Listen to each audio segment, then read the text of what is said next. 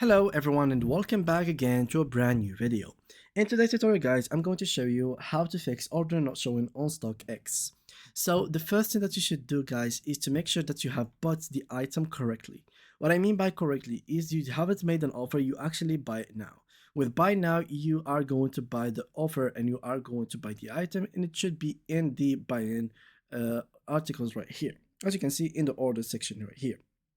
So if you have bought something and it's still not really there, well, you are not the only one. As you can see here, no order confirmation. This is something that has been on the actual, basically Reddit for a long time now. And basically, you should simply ask the support team, like politely. There is no other solution for this, especially if they have cut down the money from your account. Then literally you should ask them. Maybe for certain reason the checkout has a problem, so you can go for downdetector.com and check if StockX is having any issues within the checkout page.